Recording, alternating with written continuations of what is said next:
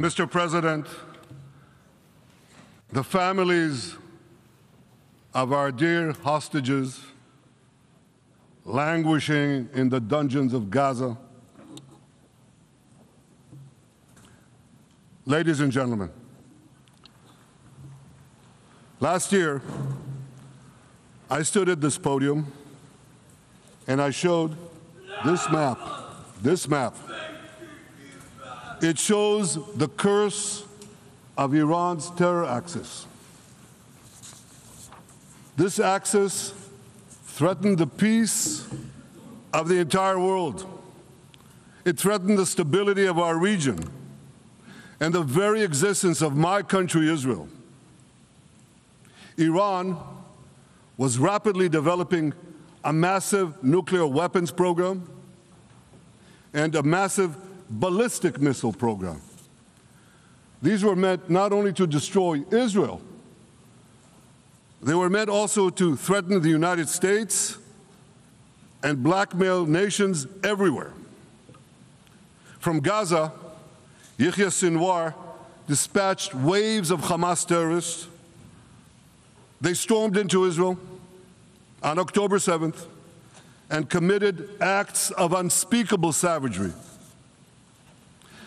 From Lebanon, Hassan Nasrallah had launched thousands of missiles and rockets at our cities, terrorizing our citizens.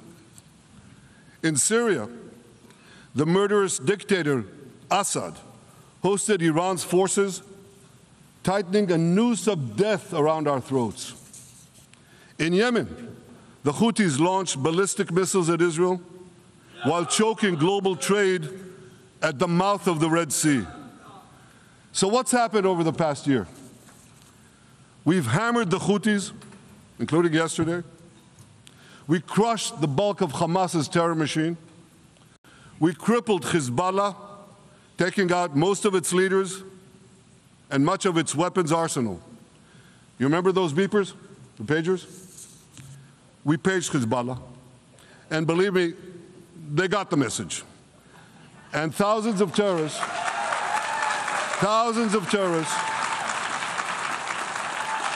dropped to the ground. We destroyed Assad's armaments in Syria. We deterred Iran's Shiite militias in Iraq.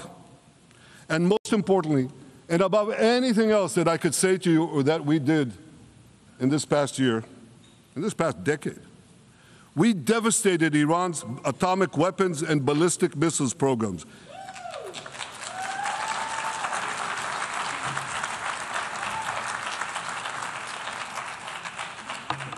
So here's where things stand today. Half the Houthi leadership in Yemen, gone. Yahya Sinwar in Gaza, gone. Hassan Nasrallah in Lebanon, gone. The Assad regime in Syria, gone. Those militias in Iraq, well, they're still deterred. And their leaders, if they attack Israel, will also be gone. And for Iran's top military commanders and its top atomic bomb scientists, well, they're gone too.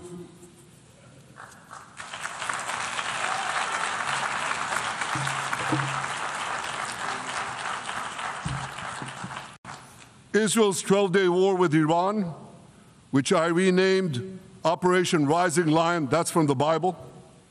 This 12-day war will go down in the annals of military history. Our daring pilots neutralized Iran's missile defenses and took control of the skies over Tehran. And you saw this. Israeli fighter pilots and American B-2 pilots bombed Iran's nuclear enrichment sites. I want to thank President Trump for his bold and decisive action.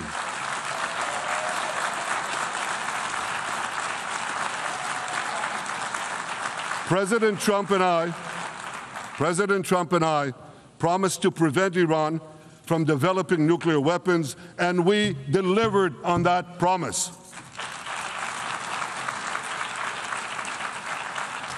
We removed an existential threat to Iran, to Israel rather, and a mortal threat to the civilized world. We lifted a dark cloud that could have claimed millions and millions of lives. But, ladies and gentlemen, we must remain vigilant. We must remain absolutely clear-minded and vigilant. We must not allow Iran to rebuild its military nuclear capacities. Iran's stockpiles of enriched uranium, these stockpiles must be eliminated. And tomorrow, UN Security Council sanctions on Iran must be snapped back.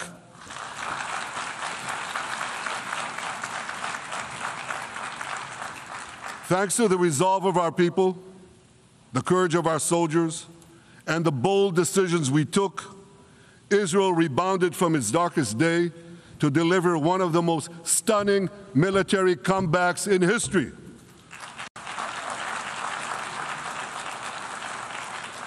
But we're not done yet.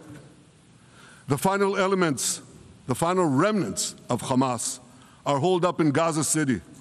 They vow to repeat the atrocities of October 7th again and again and again, no matter how diminished their forces. That is why Israel must finish the job. That is why we want to do so as fast as possible.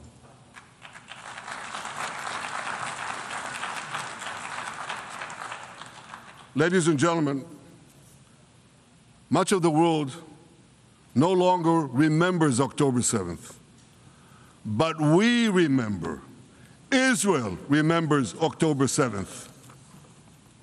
On that day, well, I'll tell you, you can remember October 7th too. You see this large pin here? It's a QR code. What I ask you to do is hold up your phones, zoom in, and you too will see why we fight and why we must win. It's all in here. On October 7th, Hamas carried out the worst attack on Jews since the Holocaust. They slaughtered 1,200 innocent people, including over 40 Americans and foreign nationals from dozens of countries represented here. They beheaded men. They raped women. They burnt babies alive. They burnt babies alive in front of their parents. What monsters. And these monsters took more than 250 people hostage. And those included Holocaust survivors, grandmothers and their grandchildren. Who takes hostage grandmothers and grandchildren? Hamas does. So far, we've brought home 207 of these hostages, but 48 still remain in the dungeons of Gaza. 20 of them are alive, starved, tortured, deprived of any daylight, deprived of humanity.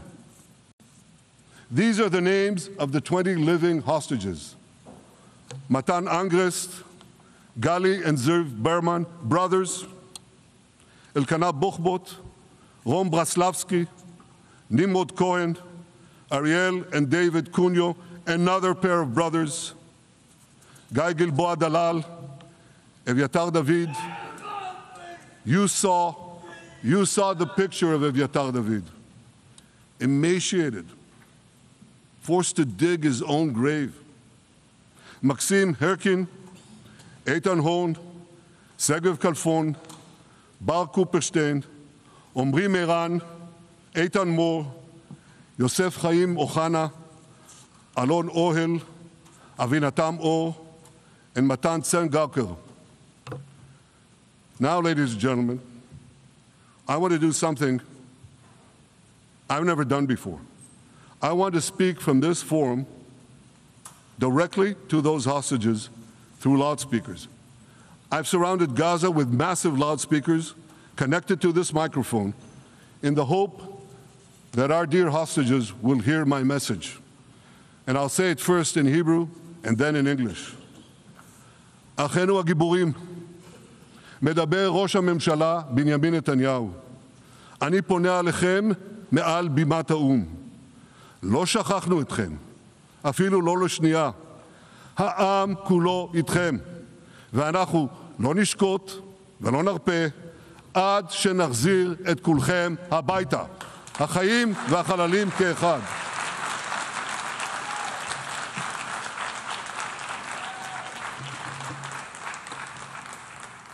Our brave heroes. This is Prime Minister Netanyahu speaking to you live from the United Nations. We have not forgotten you, not even for a second. The people of Israel are with you. We will not falter and we will not rest until we bring all of you home.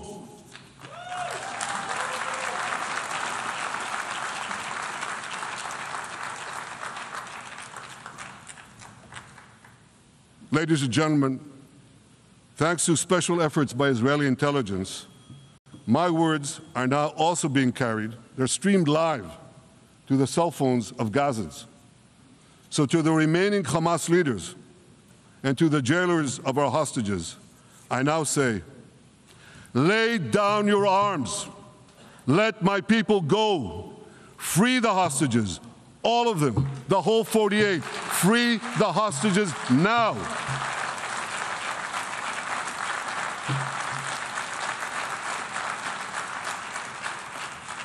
If you do, you will live. If you don't, Israel will hunt you down. Ladies and gentlemen, if Hamas agrees to our demands, the war could end right now. Gaza would be demilitarized, Israel would retain overriding security control, and a peaceful civilian authority would be established by Gazans and others committed to peace with Israel. And of course, you understand that the war in Gaza has affected every Israeli. But I'm sure there are people in New York or in London or in Melbourne and elsewhere who are probably thinking, what does all of this have to do with me? And the answer is everything. Because our enemies are your enemies. So let's do something else. So first at the UN, let's do a pop quiz.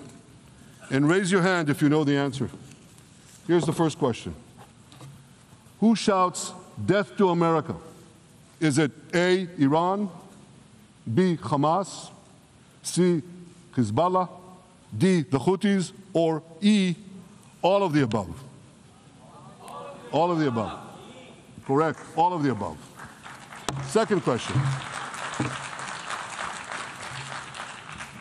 Who has murdered Americans and Europeans in cold blood?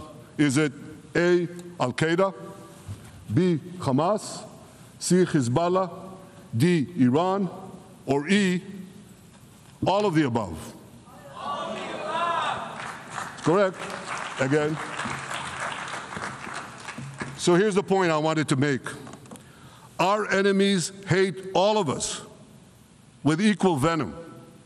They want to drag the modern world back to the past, to a dark age of violence, fanaticism, and terror.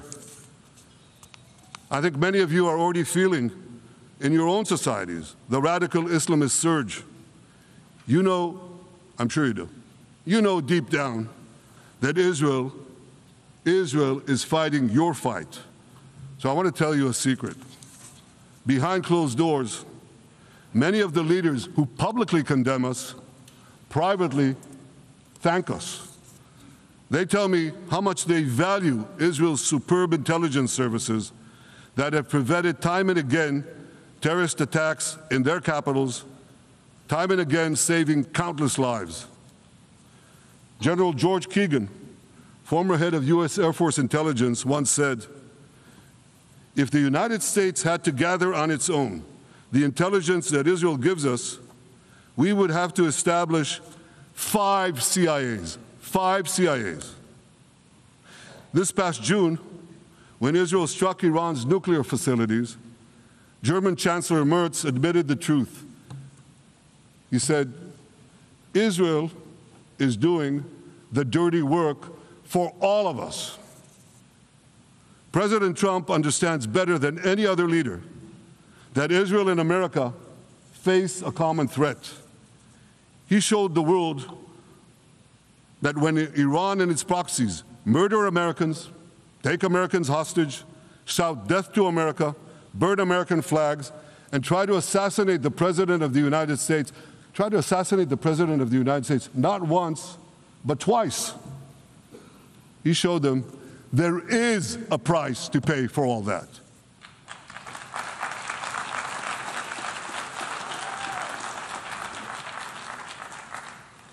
But regrettably, many leaders who are represented in this hall, they send a very different message. Sure, in the days immediately following October 7th, many of them supported Israel. But that support quickly evaporated when Israel did what any self-respecting nation would do in the wake of such a savage attack. We fought back. Now just imagine, just sit back for a second and imagine an attack against America proportioned to the attack against Israel on October 7th. Imagine a regime, a terror regime, dispatching thousands of terrorists to invade the United States. They massacre 40,000 Americans. They take 10,000 Americans hostage. What do you think America would do? You think America would leave that regime standing? You don't think that. No way, not a chance.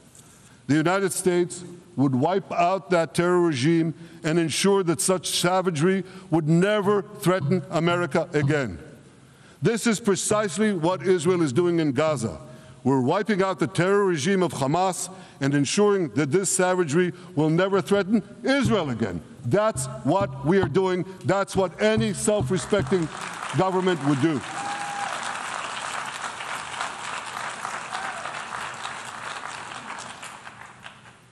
Yet, and it's a yet that I'm sorry to say here, yet over time, many world leaders buckled. They buckled under the pressure of a biased media, radical Islamist constituencies, and anti-Semitic mobs. There's a familiar saying, when the going gets tough, the tough get going. Well, for many countries here, when the going got tough, you caved. And here's the shameful result of that collapse. For much of the past 2 years, Israel has had to fight a seven-front war against barbarism with many of your nations opposing us. Astoundingly, as we fight the terrorists who murdered many of your citizens, you are fighting us. You condemn us, you embargo us, and you wage political and legal warfare, it's called lawfare, against us. I say to the representatives of those nations, this is not an indictment of Israel. It's an indictment of you. It's an indictment of weak-kneed leaders who appease evil rather than support a nation whose brave soldiers guard you from the barbarians at the gate. They're already penetrating your gates. When will you learn?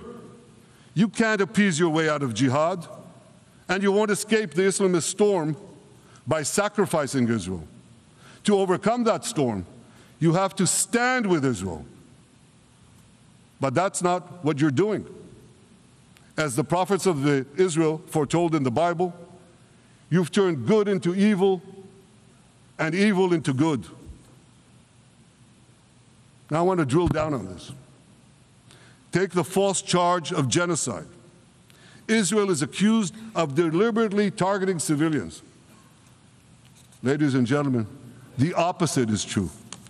The head of urban warfare studies, Colonel John Spencer, he's perhaps the world's greatest expert on urban warfare. And he says, Israel is applying more measures to minimize civilian casualties than any military in history. And because we're doing that, the ratio of non-combatant to combatant casualties is less than 2 to 1 in Gaza. That's an astoundingly low ratio, lower than NATO's wars in Afghanistan and Iraq, especially when you consider that Gaza is one of the most densely populated urban areas on Earth. It has hundreds of miles of terror tunnels underground, and it has countless terror towers above ground, and thousands of terrorists embedded in the tunnels and in these towers in civilian areas. If you want to see what measures Israel takes to avoid civilian casualties in this war, just look at what we're doing now in Gaza City, the last Hamas stronghold, one of the 2 last strongholds. For 3 weeks, Israel dropped millions of leaflets, sent millions of text messages, and made countless phone calls urging civilians to leave Gaza City before our military moves in. At the same time, Hamas implants itself in mosques, schools, hospitals, apartment buildings, and tries to force those civilians not to leave, to stay in harm's way. And it often threatens them at gunpoint if they try to do so. For Israel, every civilian casualty is a tragedy. For Hamas, it's a strategy. Hamas uses civilians as human shields and as props in its sick propaganda war in Israel, against Israel, a propaganda war that the Western media buys hook, line, and sinker. Now, despite Hamas's threats, close to 700,000 Gazans, almost 750,000, have already heeded our calls and moved to safe zones. Now I want to ask you a simple question, a simple, logical question. Would a country committing genocide plead with the civilian population it is supposedly targeting to get out of harm's way? Would we tell them, get out, if we want to commit genocide? We're trying to get them out.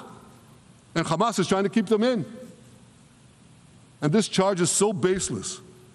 The comparison to genocide, wholesale slaughter of populations. What, did the Nazis ask the Jews to leave, kindly leave, go out? Did others, you want me to name all the genocidal leaders of history? Just go one by one. Did anyone do this? Did they say, get out so we can come in? Of course not. So the truth has been turned on its head.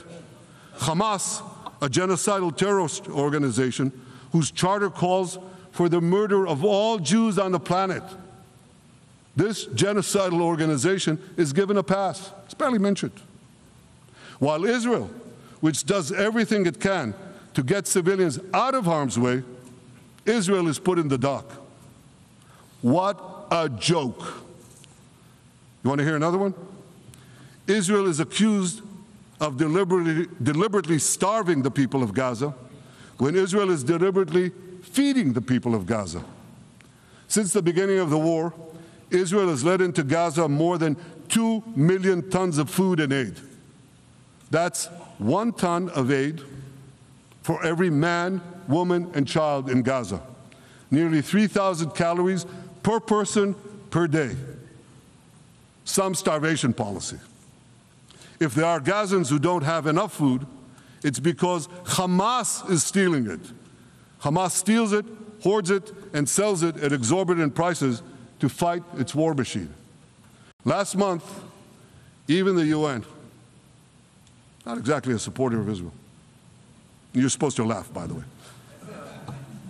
Last month, even the UN admitted that Hamas and other armed groups looted 85% of the trucks.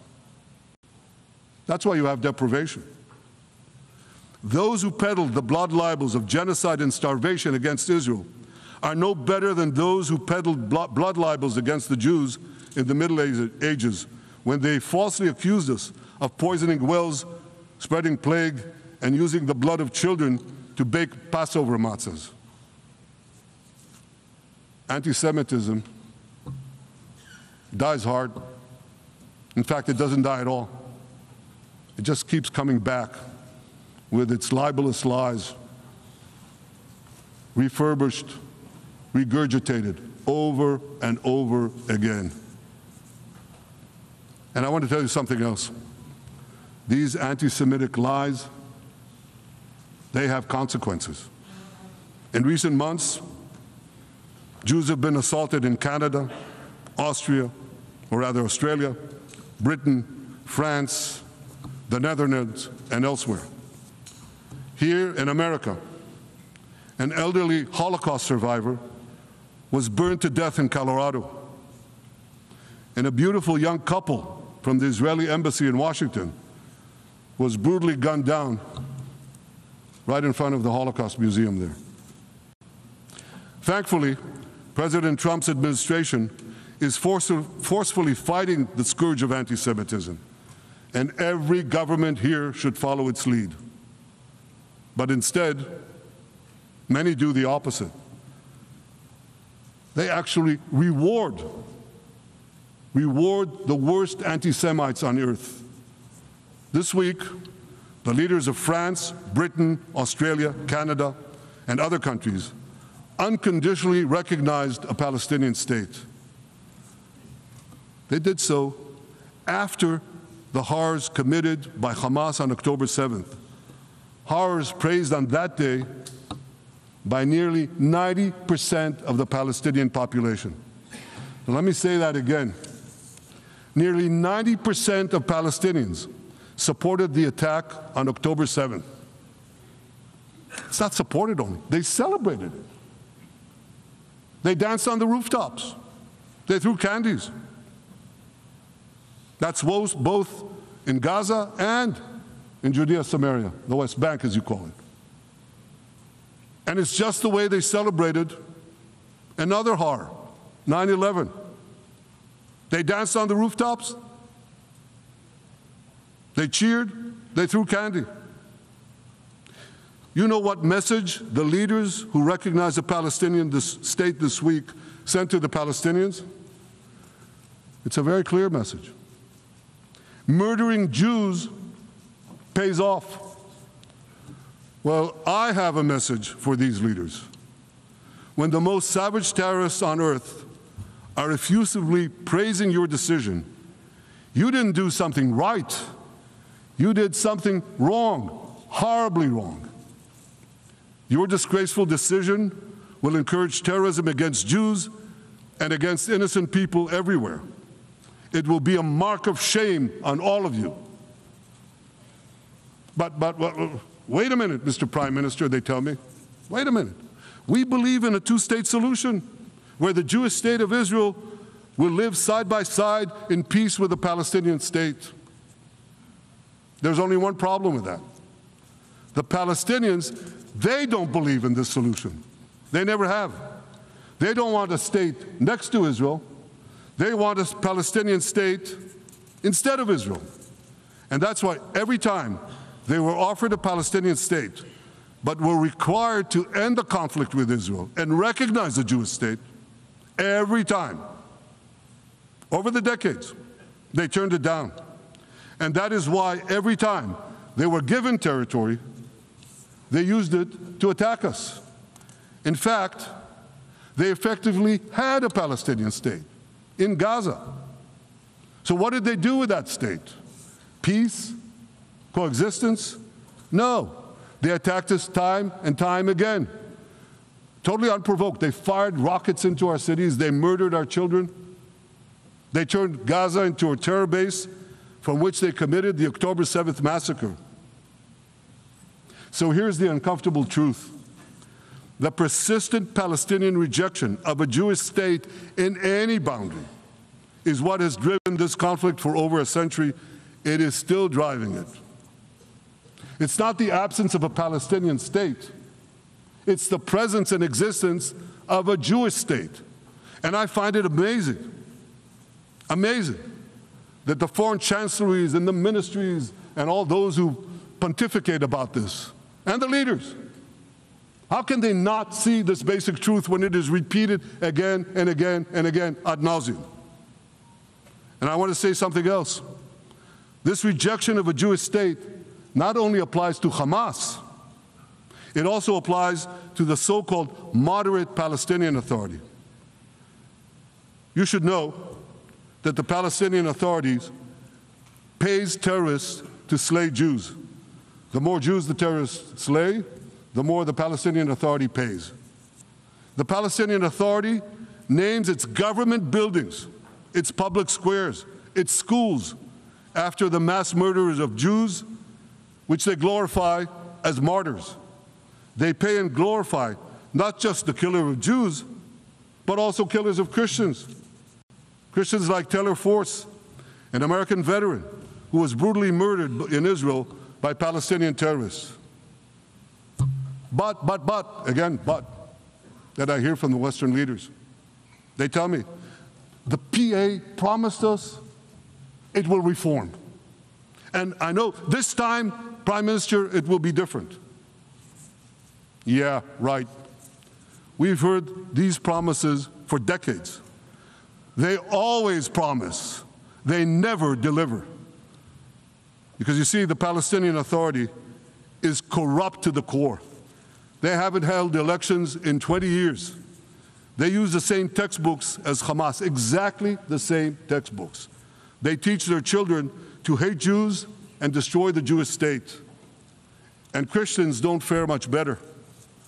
When Bethlehem, the birthplace of Jesus, was under Israeli control, 80% of its residents were Christians. But since the PA took control, that number has dwindled to under 20%. These are the people you want to give a state to? What you're doing is giving the ultimate reward to intolerant fanatics who perpetrated and supported the October 7th massacre. Giving the Palestinians a state 1 mile from Jerusalem after October 7th is like giving Al-Qaeda a state 1 mile from New York City after September 11th. This is sheer madness. It's insane, and we won't do it.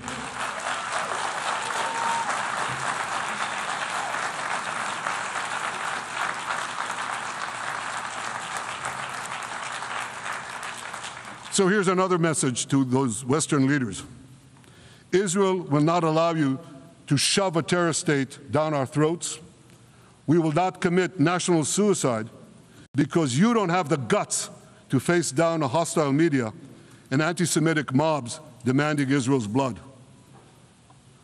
And I want you to grasp something else, which is also distorted in the media. I say this not only in my name or the name of my government, but on behalf of all the people of Israel. Last year, there was a vote in the Knesset, our parliament, whether or not to oppose the imposition of a Palestinian state. You want to guess what the results were? Out of 120 members of our parliament, 99 voted against and only 9 supported. That's over 90%. It's not a fringe group. It's not the prime minister who himself is extreme or he's held hostage by extreme parties to his right. It's over 90% of Israelis. My opposition to a Palestinian state is not simply my policies or my government's policy. It's the policy of the state and people of the state of Israel.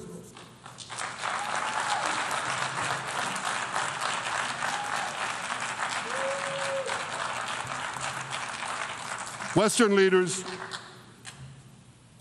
may have buckled under the pressure.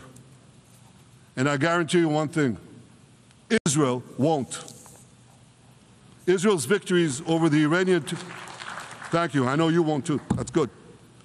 Israel's victories over the Iranian terror axis have opened up possibilities for peace that were unthinkable 2 years ago. Take Syria. For decades, the very idea of peace between Israel and Syria seemed unimaginable. Well, no more. Today, we have begun serious negotiations with the new Syrian government. I believe an agreement can be reached that respects Syria's sovereignty and protects both Israeli security and the security of the minorities in the region, including the Druze minority. From the founding of Israel, Jews and Druze have been brothers in arms. We have fought together, we've bled together, we built our lives together. When I was a young commander in Israel's Special Forces, my own life was saved by the invaluable advice given to me by a great friend, Salim Shufi, a heroic Druze IDF veteran. And that's why I couldn't sit idly by, nor could Israel sit idly by, while the Druze were being slaughtered by jihadists.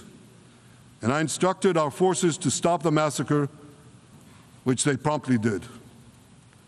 Peace between Israel and Lebanon is possible as well. I call on the Lebanese government to also begin direct negotiations with Israel. I commend it for its declared aim to disarm Hezbollah. But we need more than words. If Lebanon takes genuine and sustained action to disarm Hezbollah, I'm sure we can achieve a sustainable peace. Of course, until that happens, we will take whatever action we need to defend ourselves and to maintain the conditions of the ceasefire which was established in Lebanon. Our goal is not merely to monitor Hezbollah's actions, but to prevent them from violating the ceasefire and attacking us at any time. But I'm sure that if the Lebanese government persists in its goal of disarming Hezbollah, peace will come very speedily and very readily. Victory over Hezbollah has made peace possible with our two Arab neighbors in the north. Victory over Hamas will make peace possible with nations throughout the Arab and Muslim world. Our victory would lead to a dramatic extension and expansion of the historic Abraham Accords, which President Trump brokered between Arab leaders and myself 5 years ago. And I took note, as I'm sure you did too, of the encouraging words spoken here by the President of Indonesia. This is the country with the largest Muslim population of all nations. And it's also a sign of what could come. Forward-looking Arabs and Muslim leaders know that cooperating with Israel will provide them with groundbreaking Israeli technologies, including in medicine and science, in agriculture and water, in defense and AI, and so many other fields. I believe that in the coming years, the Middle East will look dramatically different. Many of those who wage war on Israel today will be gone tomorrow. Brave peacemakers will take their place. And nowhere will this be more true than in Iran. The long-suffering Iranian people will regain their freedom. They will make Iran great again. And our two ancient peoples,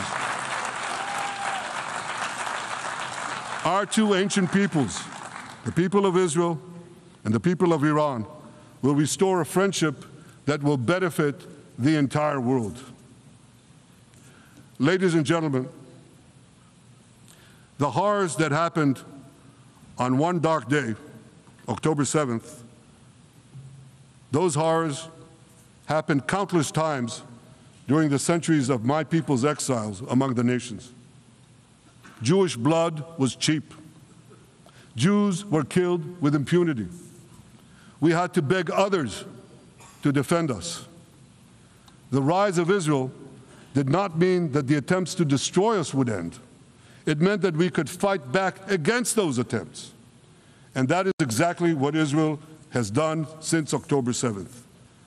Our sons and daughters fought like lions. Our brave soldiers donned their uniforms and rushed into battle. They were armed with the dreams of the 100 generations of Jews who came before them. The dream of living as a free people in the land of Israel, our beloved homeland for more than 3,000 years. The dreams of living in our own independent state. The dream of having an army to defend ourselves. And the dream of being a light unto the nations, a beacon of progress, ingenuity, innovation, for the benefit of all humanity. On October 7th, the enemies of Israel tried to extinguish that light. 2 years later, the resolve of Israel and the strength of Israel burned brighter than ever. With God's help, That strength and that resolve would lead us to a speedy victory and to a brilliant future of prosperity and peace. Thank you very much.